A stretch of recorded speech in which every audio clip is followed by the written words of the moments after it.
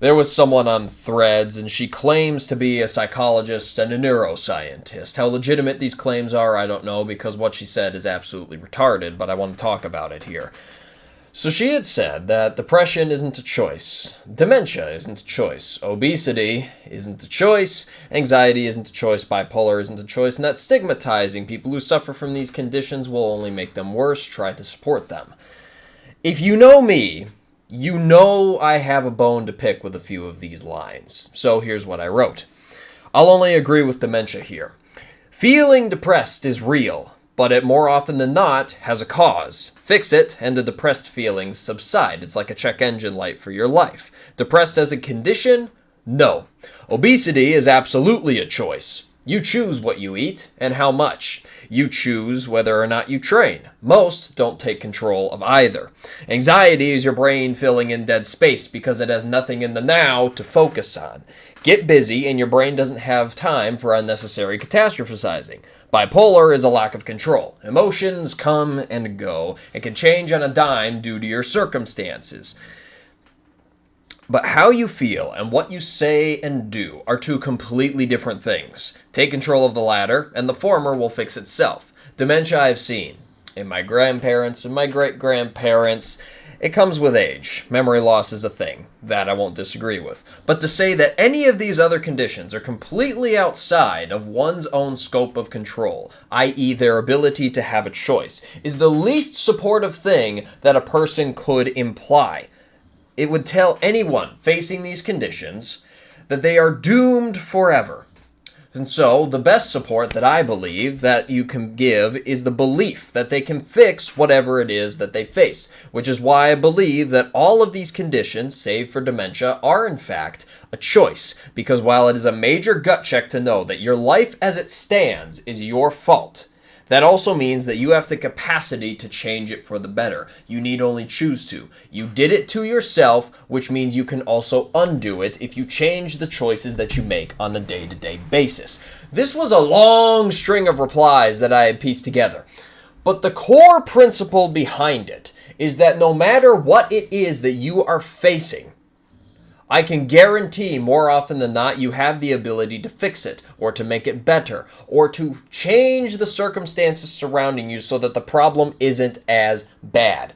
I'm one of those types where I personally don't believe that depression or anxiety is a chemical imbalance in the brain. I believe that your emotions are based on the circumstances around you. They're like check engine lights for your life. It's telling you something is wrong and you need to fix it. The only reason that so many people claim to have these problems is because they don't understand the simple concept. We have been brainwashed by the pharmaceutical industry and the mental health industry in particular to believe in our heart of hearts that if our mind isn't perfectly happy-go-lucky and stable all of the time, that something must be wrong chemically with our brains and we need to take a pill to fix it. You don't need a pill. You need to fix your shit life. That's all it is. That is literally all it is. Your emotions exist for a reason, and the fact that so many people are aiming to move towards not having any feelings whatsoever or no negative feelings whatsoever, but they're doing it through pills, that's wrong. You have to understand these negative emotions that you feel, this depression, this anxiety, this bipolar, whatever it happens to be, you have to understand that these things are based on your circumstances. So if you change the circumstances, if you fix the problem at its source, the emotions themselves subside. Obesity really pissed me off. That doesn't happen overnight. You understand? You don't just wake up and all of a sudden you weigh 300 pounds and are built like a frickin' M&M.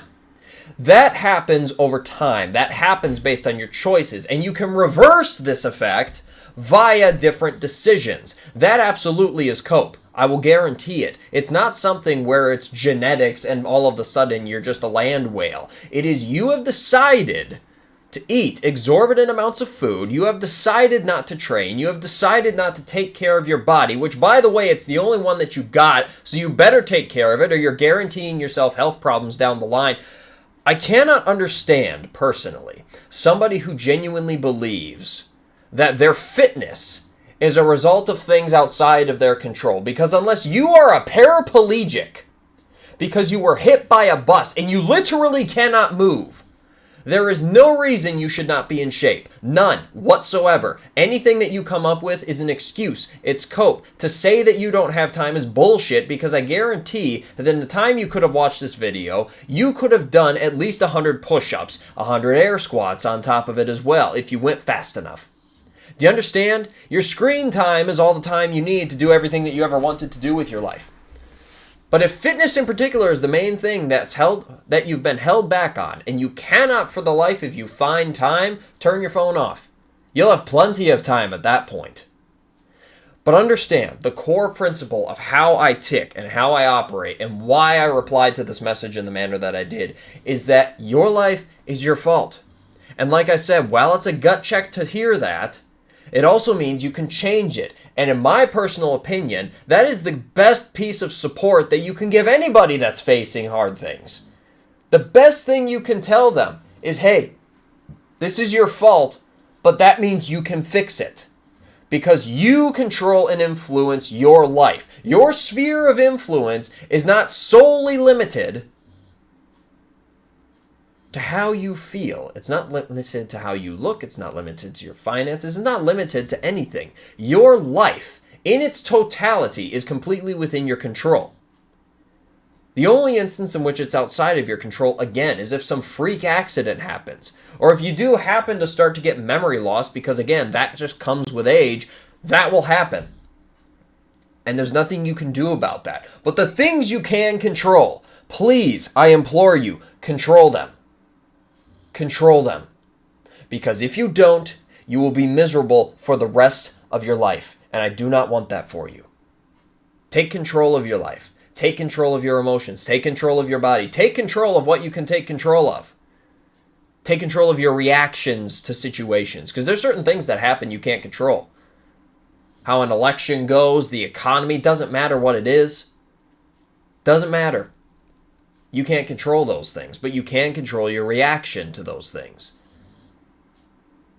I'll get to that in a different video. But with that said, my name is Christopher Strobach. I get on here and I rant about anecdotal mindsets that I happen to have that I found are extremely useful to me. My hope is that they are extremely useful to you. If you found any value in anything that I just said, the only thing that I ask is that you bloody make use of it. If you want to connect with me, talk to me, message me, there's various links in the description. Click buttons, don't click buttons. I don't really care. What I do care about is that you get after it, kick some ass, and I'll see you next time.